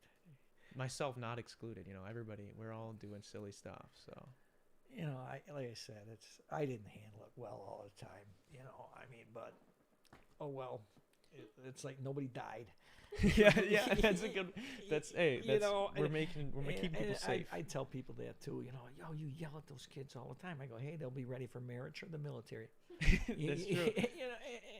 And again, it's like if I was yelling at someone, it was basketball related. I wasn't cussing at kids. I was cussing. At refs. And that. But I want. So you mentioned people. No, we were very fortunate. Nobody died, right? We handled that. I wanted to bring this up to you because this is something that a lot of people don't believe me when I bring up. But you were there when we were. This is in the old gym of Lakewood Elementary School, and we're playing kickball in the gymnasium, and somebody kicks a ball and it flies straight up, hits a light, and one of my guy I know was standing underneath it, and he's looking at it, and we're all looking at it, because the lights get hit all the time, and he's just staring at it, sitting right underneath it, and it's swinging. They usually swing, and we all look at it oh my god, it's gonna fall, and sure enough, it swings once, swings back, swings a third time, and then the whole thing rips out, and if it wouldn't, it hung for a second and then fell. If it wouldn't have stopped for that split second, this kid would have been toast, but he sprinted away. And I just remember being like, holy shit, that just happened. This huge light literally just fell. It was big, now they've got more of more gyms have those rectangular, sure. The field houses have those. This was an older, probably not even however, I forget what kind of lights they are now, but it was a very old light, and it fell from, I don't even know, 50 feet up in the air, straight down out of the gym floor in the middle of gym class in 7th or 8th grade. And I just remember being like, holy fuck, dude, that just really happened. And then I said something once. The guy was on the school board, and he had 2 daughters and a son. And that kind of tiling they had up there, you know what I mean?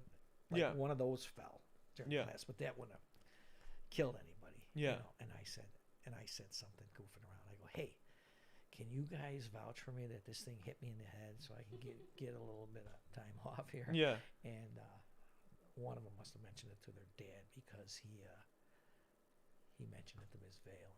Oh, so he was trying to be oh, this guy said. Yeah.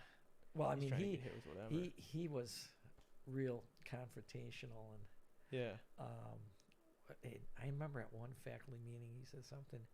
Did you tell the basketball team this about me? Yeah. And I was like, no. Yeah. I mean, like I said, it's just weird. I got to get accused of stuff, and Yeah. You know, but yeah, I do remember that. Yeah, I was gonna say One of those fans, the cages around the fans fell once. Oh my God. Yeah. Yeah, that's what people don't understand too. Where you were teaching and coaching at, we didn't have AC. Yeah. We did not have AC. People did not believe me that, like, when I say that either. When I would go off to college, even at Wilmot, people would be like, no, dude, it was fucking hot as hell in this school, and it was disgusting. Especially, like, imagine some third, fourth, fifth graders going as hard as they can at recess and as hard as they can in gym, and then they're back in the classroom. There's no AC and it's 90 degrees out in May. Yeah. Like that's nasty. It's just nasty to deal with. Well, here's a good story for you. I remember when they were building the addition. Mm-hmm. Okay, we would be outside until November rolls around. Now we got to be inside, and so everybody would throw on those Just Dance. Yeah. Okay, and they loved Grease Lightning. Yeah. Have you guys heard it? Yeah. Okay. Yeah. Now, put it on YouTube after I leave. Okay. Because one day the kid says to me, he goes, "Have you listened to that song?" I go, I've listened to this 100 times. And Yeah. he goes, "There's some bad words in that song." I go, "Get out of here." He goes, "Oh." He goes, "Listen to it." So after school that night, I put it on, and there's in there, "We don't give a shit because we get a lot of tit. We ain't a bragging. It's going to be a pussy wagon." And I've been playing this thing, like 2-3 times a week. Yeah. And For this whole year, yeah. Now the words weren't like flashed across the screen. It Yeah. was just the audio and some pictures and everything. But then I had to go into the head man and say, "Hey, I might have been showing something inappropriate." Yeah. Yeah. And I'm like, "Oh my God," Yeah. I could never be. I don't think I could teach like younger kids because of that. I got too much of a. It comes off the tongue. Swear, cussing and all that for me. Like it rolls off too easy, I guess. Yeah, I mean, it's again, with them, they usually don't get you to the point where you gotta use that. Yeah, that makes sense. I guess it's more the junior high kids who get you. They're just when I got my back turned, they're high fiving and everything. Because they got me pissed off. And stuff like that. No, it's very very true. I want to ask you too. And this would be, I guess, this is probably one of our last questions here. What I mentioned that you were a mentor as well as a coach and a teacher, because I think like you definitely take on that role in doing those. Yeah. In your opinion, what is and you've mentioned some of them already, but what is your greatest accomplishment to this point in your life? What is something you're most proud of? It could be anything. It doesn't have to be related to that. My wife and kids, Yeah. I guess would be the first thing. Yeah. And I always tell people I got a great contract with my wife. She lets me golf in the summer and she lets me coach in the winter, and she doesn't give me too much grief. Lets me go to basketball camps, things like that. Yeah. I got 2 good kids and everything, so that would be it. I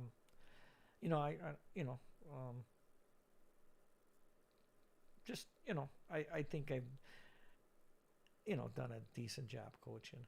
Yeah. You know what I mean?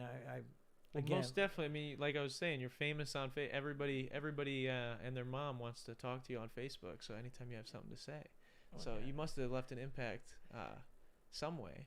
Right. I mean, like I said, I've been lucky. Sometimes you sit there and say, "Boy, maybe I should have done something where I could have made some more money." My uncles wanted me to go into the trades, and now. Still? Well, no. When I was getting out of high school, okay. And what I'm saying is, people who went into trades at my age and now are retiring, and they got these great pensions and stuff, and then the teaching stuff got socked with that Act 10, type thing. Yep. And again, I don't want to belabor that and everything. It's but that hurt me bad because I was supposed to get 7 years of insurance at retirement. Yeah. And that went out the window with Act 10. So right now I'm working at a grocery store to get insurance. And the grocery store is nice enough to be flexible and let me coach. Yeah. And so anyway, My No, family, that's tough. That my, is my, tough. my family would be my number one accomplishment. Which makes sense, you know. I mean, Yeah. that's something that I feel like everybody is aspiring to have a good, solid family Right. unit like the one you described. And like I said, my wife used to help with the, you know, the concession stand, and she used to go to all the games. She don't go to as many anymore. Well, we had the COVID too. That, You know, that you makes had it to tough. jump through hoops to get in. And How things is it trying to coach and whatnot and like handle the season with that all going on? Because I'm sure there's well, probably even more hoops you got to jump through right now. right. Well, you got to worry about, you know, like I had one kid get it right at Christmas, Mm-hmm. and we weren't in the gym, so we lucked out. Nobody else had to Yeah. stay away and everything. Now the sophomore team, they had a couple times there where they had Because I feel like that's two or what's three tough. kids had to Yeah, if one guy stop gets playing, it, then stop. You know, and you can see that in the NCAA tournament too, where yeah. certain teams lost their best player, and now all of a sudden you're out. You know, Yeah. things like that. And again, you know, it's tough. Yeah, I can imagine. It's just all around is a hard situation. Like even outside of sports and whatnot, it's been tough. I mean, you know, too, and some of the officials to me were ridiculous about the mask.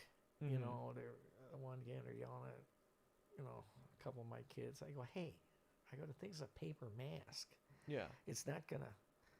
Well, if they're already, I mean, if they're wearing it and playing and they're trying, you know, I mean, I'd give a little bit of leeway in that sense too. Sure. Where, when they're I playing. mean, if you got it down here, you got a problem. But I mean, if it's falling here a little bit below your nose, I mean, and some guys, you know, were good about it. Hey, try to get your mask up, you Yeah. know. But there was other guys, you know, real type A about it, you know, and I'm sure took the one of refs. my guys out of the game once. Some of the refs gotta love it. It's just another thing that they can flex that power a little bit. Oh yeah, there's certain guys, you know, and I would think, you know, think the crowd's there to watch them. Would you ever ref? Would you ever ref a game?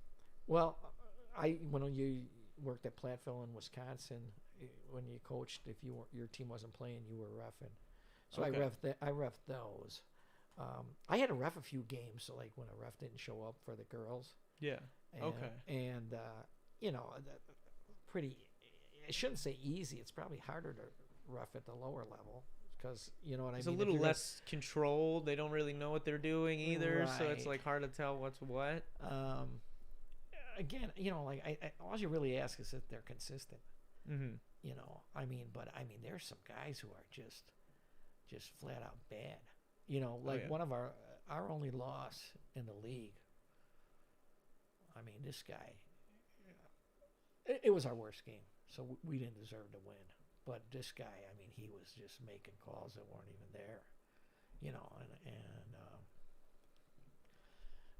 it's a tough, and they're hurting for refs now because a lot of guys are getting older and that, you know, Not as many people going into it. And going whatnot, into so. it. But it's a tough job. I realize that. You know, to be good at it, you gotta. Oh yeah, especially to be good at it. And there, you know, I watch some of these varsity guys. They're pretty good about letting the varsity guys voice their view. Yeah. And then there's other guys. Won't talk to me.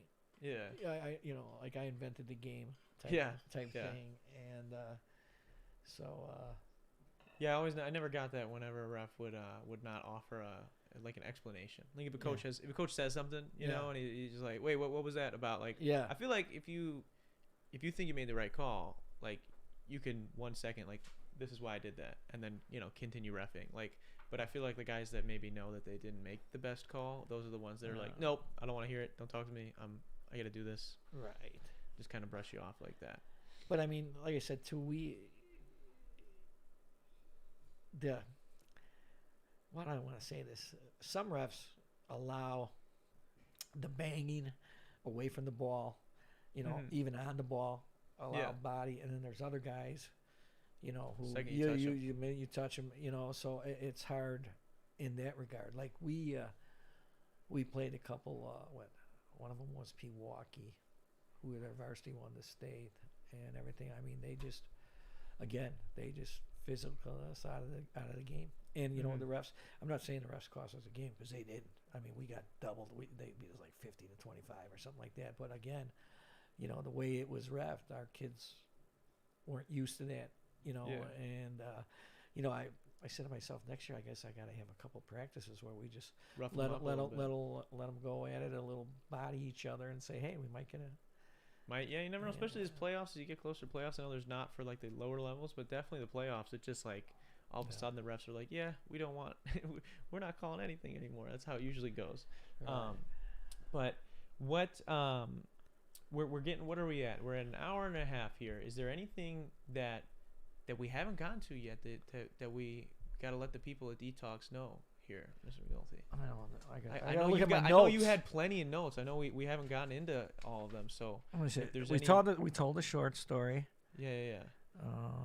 Oh, okay. The beef stew story is my son's all-time favorite. Okay, beef And- stew story. Yeah, and you know how I'd coach both teams. Yeah. B'd play first and get done with an 18 game, and I'm walking in towards my office, and there's a B team kid with his mom, and she goes, "Tell your coach." And I go, "Yes," and he goes, "Scott." You know, Bobby. Scott 1, Scott 2, and Scott 3 beef stewed me during the 18 game. And I'm like, okay, I'm not familiar with what that is. Yeah. And, well, they held me down, and they took turns farting on my head. And I just wanted to burst out laughing. And I go, What do you say to that? Well, how do you respond to a kid saying that? well, I said, nobody's here from administration, so in the morning we'll get them all in and we'll find out what happened and do what we can do. And Yeah. of course, these 3 kids got called in. 2 were brothers and the other guy. And the other guy and one of the brothers, we did it. And the one brother, we never did it. I go, your brother admitted doing it, and the other guy says, nope, we didn't do it. And somebody coached this guy. You never admit to anything. Yeah. So I like I said, He should have relayed that to his brother and the other guy. You know, Right. If he wanted to be successful. And then what was the other story? That's nasty, man. Farting in somebody's mouth like that. That's Right, holding them down, you know. And that's in bench warmers. That's a I know this one. It's kind of when my son played for us. You know, those guys were on the B team, and and they won the championship when they were in 8th grade. And but we were over at some school, and these guys were kind of, I thought, being extra physical with, not my son, but one of the other guys who was a very good player. Yeah. And I'll tell you about it later. Tell you who. Yeah, it I was think I later. know what you're talking about. I played with all those guys. And anyway, my daughter, one of these guys told my daughter's boyfriend that I was a bad coach, because I kind of got into it with the coach of this team about it. Yeah. And he was saying that I was a bad coach, and I says, hey, what, for sticking up for my players? Yeah. That's being a bad coach. So this kid who said I was a bad coach, we go to the Badger spring football game. Mm-hmm. And at halftime, they're going to kick a punt. And if this college kid catches it, he gets free season tickets. Wow. For the Badger game. Yeah. Okay. And he's the brother of the guy who said I was the bad coach. Oh, wow. So we're there, and everybody's watching and everything, and he muffs it. He loses. No. He doesn't. And I'm going nuts. I'm like, yeah. I go, no. and I said the school name. You suck. And all these people are turning around looking at me like, Who is this guy? The poor kid just lost season tickets, and this maniac's up there screaming and cheering. You've got this vendetta against him. Yeah, but it all stemmed from that where he said I was a bad coach, and I said I don't think I was being a bad coach, sticking up for my players. But- Mcnulty's not playing around. You say he's a bad coach. He's got it out for you. So I remember that happened and everything. You know, my wife's trying to pull me down. You know, shut up. you Yeah. know, And that happened. Oh God. We talked about Raymond. Let me see. Another one was too. Christmas practices. Oh yeah. We're at a Christmas practice, and the one guy got a brand new Iowa top. Okay. Just I mean, you know, at that time it was probably like $80 to $100. You know, just obviously a Christmas present, probably. Yeah. So was it like a sweatshirt or It was like a like a jacket, pullover, like a pullover zip? Yeah, pullover or something like that. And had a guy on the team, and he's got to leave 15 minutes early for whatever. Yeah, okay. Yeah. See ya. Everybody goes down there. There's no Iowa top. Oh no. It's gone. And of course the kid's dad's there to pick him up. He comes in, and I go, listen. I go, if it was anybody else, I'd strong arm the kid and say, give me that top right now or you're done. I said, but you gotta give me a few days to work on this kid. Yeah. And and I was like, So the kid that took it was it a character? was the kid who left early. Okay. But he was the type of kid I couldn't just come out and say, give me that top back. Yeah. You know what I mean? I go, hey, did you hear about, such and such as warm up? He goes, no. I go, it got stolen here the other day. Really? And I go, yeah. And I go, man, that was a Christmas present. And I'm like, we got to get that thing back. Yeah. Next day he comes in. Hey, coach, I saw a guy in town with that thing on. That's what he tells me. That's what he tells you. That's what he saw tells me. somebody in I town was like, with this really? thing. Yeah. What he looked like, and whatever he described him and everything like that. And Does he say the first day back from break, at one of the back doors of the junior high, there it was. The Iowa top was in like a Kohl's bag or something like that. Mm-hmm. So what I'm saying is this, again. So this kid, he took it, and then he wanted to you made him feel bad enough, and then he makes up this like fantastic story and brings it back and sets it in. God. Yeah, I remember that one, and like I said too, I told the guy, I says, anybody else, I just say, we know you took it, give it to us. Yeah. And this guy, he was different. I mean, that's what we were talking about. You got to talk differently to certain people. So that's right. That's how it goes. All right, and then hey, I did 1 year of varsity football. Really? Like 83-ish, and it was the varsity guy, another older guy, and it was me. And we're playing Lake Geneva Badger. Yeah. And our coach, my high school coach, I mentioned his name earlier. Yeah. And everything. And the guy from Badger, they start going at each other verbally. Okay. F you, Joe. No, F you, Tim. Yeah. They're going, and anyway, Monday rolls around and walks the AD. The same guy. From before. But from before, yeah. Mm-hmm. And he goes up to the other older guy. He goes, hey, we want you to be the varsity guy on Friday night. Tim suspended. And everything like that. And the guy goes, nope, I'm not doing it. And everything. And he's kind of begging the guy, and he won't do it. He turns to me. He goes, you going to be the head guy on Friday night? I said, nope. Because I just went off what he did. You know what I mean? Yeah. I figured, hey, there's if a reason. He's saying no, yeah. There's a reason. Okay. So then the sophomore guy, our sophomore coach at the time, he's going to do it. Okay. So that's, Wednesday night, all the coaches are in the office, after practice, and our head guy goes, hey, blank, I hear you're going to be the varsity guy on Friday night. And he's like, that's right.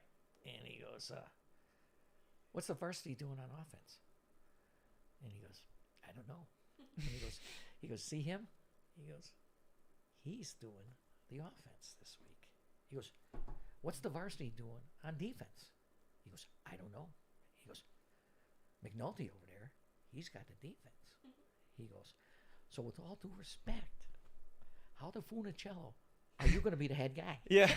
Yeah. And we went over to Grove, and we lost 7-6. 7-6. We That's lost a 7-6. Slug of a game right A there. slug of a game. I was the defensive coordinator.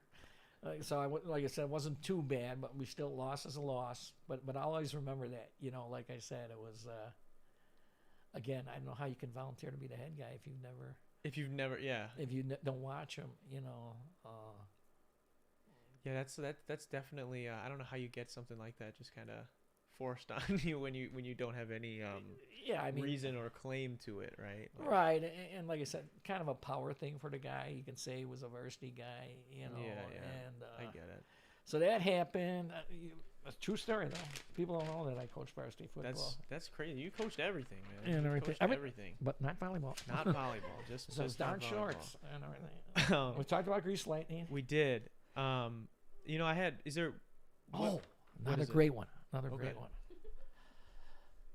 Get hired at 88, 89, whatever it was. And Ms. Vale goes, you got to do some HIV, AIDS in your health classes, education. Yeah.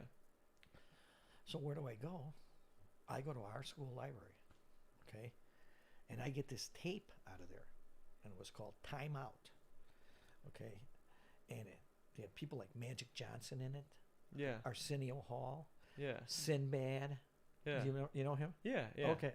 And again, if you're bored, see if you can find this thing. Time out. It's called Time I'll Out. write it down. Time Out. And Right. they had all these like little skits and stuff, you know, and for AIDS. for HIV and AIDS education. Okay. So anyway, there's a section in there where they got these teen girls, and they are putting condoms on bananas. They're showing, Yeah. you know, the proper way to do that, okay, in the video. So a bunch of these parents start grousing, you know, and Parents are getting mad. I think they do that at other grade schools. We never did that at Lakewood, but I think they do that at other grade schools where they'll have kids put. really. Yeah, I'm pretty sure. But anyway, the one guidance guy goes to me, well, you sent out permission slips, didn't you? I said, why would I send out permission slips if I got it out of our library? Why is it in our library? The kids can check it out, you know? Like, that's what I said. You know, or I don't know if it was just the faculty section of our library. Yeah. But I was like, well, why in the world would I do that if it's okay to be in our library? Kind of like you said. yeah, yeah. And so I don't know. It was one, I think it was at parent-teacher conferences. You know, some mother goes, I need to talk to you. And, you know, my daughter's going to have you for health next semester. And I was told you have, you know, the kids put condoms on bananas. And I go, no, we saw that in the video. Yeah, yeah. And I go, we don't show the video anymore. Yeah. And I says, yeah, can't you see my supplies for next year? You know, I need X amount of basketballs. I need X amount of, you know, kickballs. I need bananas. I need a gross of rubbers. Yeah, yeah. You know, I'm like, yeah. So, yeah, that was kind of interesting. Oh, and here's a guy, too. This guy, I got to mention this guy. This, I can't say his name, but this kid was one of the hardest working kids I ever had. And he was one of those profuse sweaters. His uniform was ruined. He sweat so much. He ruined his uniform from Yeah, sweating. but I'll tell you what, this kid, our out of bounds plays. Now I run out of bounds plays that I've been running since '83. Some of them, you know, I get bored with them and get new ones and stuff like this. But you know, there's a primary shooter on each one of them. He knew exactly every play, what spot was the primary, and he would run there. And if someone was there already, he would kick the kid out of there And take it so he could take the shot. So he would get the shot. And anyway, it was funny too. Like if we won a tournament or got a trophy, I would always say, "All right, who's going to bring the trophy in Monday morning and everything?" And this guy, he got to do it. And I'm looking at the trophy, and in the plate at the bottom, he had his name and how many points he had. Like he scratched in. You scratched it in the trophy. He scratched it in, and I liked the kid, so I didn't make that too big of a deal about it. You know what I mean? And another funny story was, my son was, I don't know, 5 or 6 or something. He came to one of our practices, and he's out there bouncing the ball, and this guy came out to me. He's like, "Hey, little dude," he's like, "What's your name?" And I go, "His name is blank," and I said his name. He goes, "That's my name too." He goes, "Hey, guy, put it there." I go, "No, that's not his name. His name is this." And he's, "Coach," no, like I said, he was like, "Coach, that's not funny." And he was a good kid. He moved away. You know what I mean? But Gotcha. he would have, I think he would have done well at the high school level.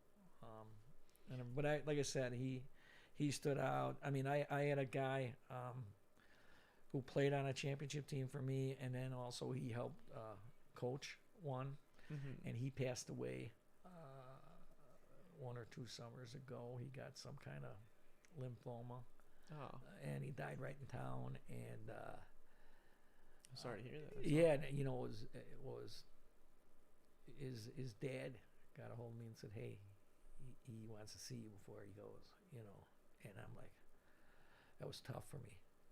You know what I mean? Because like his sister had a picture of him on Facebook. Okay. And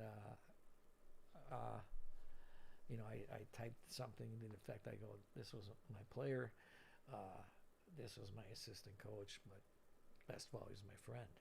And his sister typed in, "He loved you." And I says, "Well, you made my day." I said, "And you also made me cry." Wow, that's sweet. I mean, but that just kind of goes back to what we were talking about earlier with the impact of everything. Like, just like how I feel like a lot of people they maybe underestimate the importance of a teacher or a coach that really cares, Right. and really is there for the kids and wants what's best for them, and I think that's super special, and I'm sorry for your loss, man. Yeah, no, and again, I was just I hope I never go through that. That your kids go before, parents are supposed to go before kids. And everything, and so I mean, but he played on a championship team, helped me coach one, and everything. His name John Carmody. Okay. I don't know if you. No, I'm not familiar with it. But if you might be able to catch his the picture on Facebook. I think it was. Anyway, he was a hell of a baseball player and a hell of a cross country and track kid. Also, just an all-around athlete. Yeah, like when he was at Lakewood, on the track team, he never came to practices. He just ran with his dad. And he was getting enough that way. Like I said, he was. He knew what he was doing. He cleaned up everything and everything, and his dad was a great guy. Well, I'm glad you guys were at least able to have that and build that kind of relationship. Sure. That's important and very special in its own right. Right, and again, I've got stuff with kids from Lakewood. I've got from kids from Westosha. I've got camp people. There's a guy. He's I call him the chief. He's like an administrator for some of those Native American schools. Okay. And he always types in "miss you, brother," and I go "miss you, chief," type stuff like that, and so I mean that's super cool. It's just cool to see all the different people you've been able to touch doing the stuff you've done, the way you've affected their lives, and it's it still carries with you to this day. I think that's kind of like the biggest takeaway that I'm hearing from you is that it's like all these people and they've impacted you as well, which is super cool. I mean, like I said, would I like to have more money? Yeah. But as we all would. I mean, like I said, I coach and now I'm putz around and try to golf, and I'm not very good, but I enjoy it. And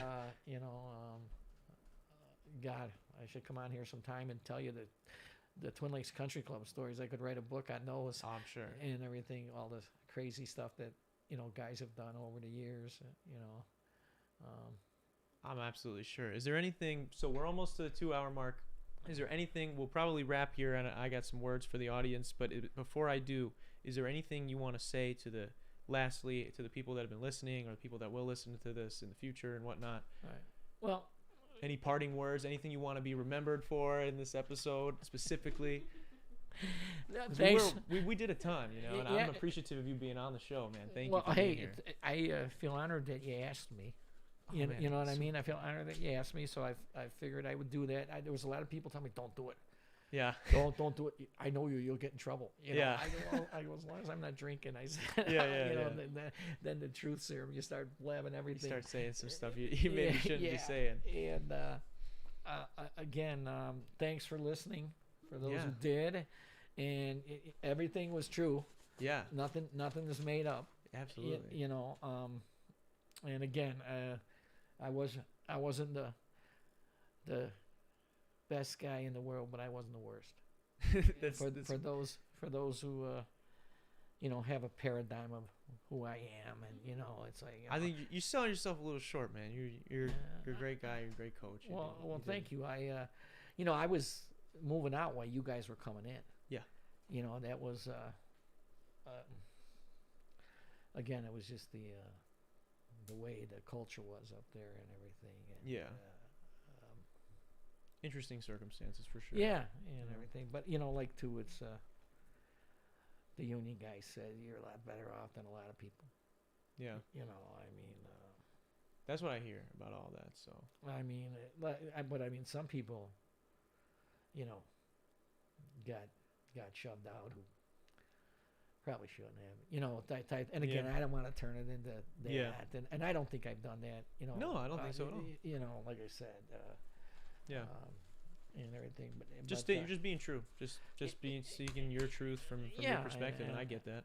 And again, I was very lucky to for that time of my life, to be there's a lot worse places I could have been. Yeah. Digging ditches or in the factory and everything, and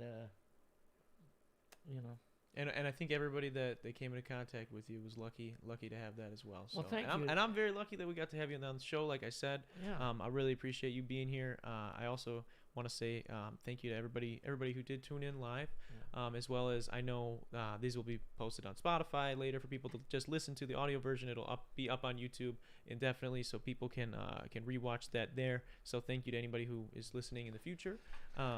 And I just saw something on there that says you need to be closer to the mic, bro. Oh yeah, she said I saw McKenna turned it up for you. There's a gain now, so McKenna turned it up when she said that. But no, appreciate really every one of you guys that tuned in to listen. If you guys are new here, do consider subscribing. We are trying to get to 700 subscribers here pretty soon, and we're inching there. So if you're interested, do consider it. I also want to say thank you to Kenosha Auto Insurance for sponsoring this episode, and a huge shout out to our patrons for supporting the channel. If you're interested in becoming a patron, we post we post exclusive content over there that is behind the scenes content, how I mix, master, and produce all my songs over there, as well as some behind the scenes of the podcast. So that stuff is exclusive to Patreon, and if you're interested in becoming a patron, go to patreon.com/DarrenRita to do so, and you can support the channel for as little as $1 a month, and it really helps us out a lot. Other than that, this has been the 90th episode of the Detox Podcast here with Mike Mcnulty, and we will see you guys next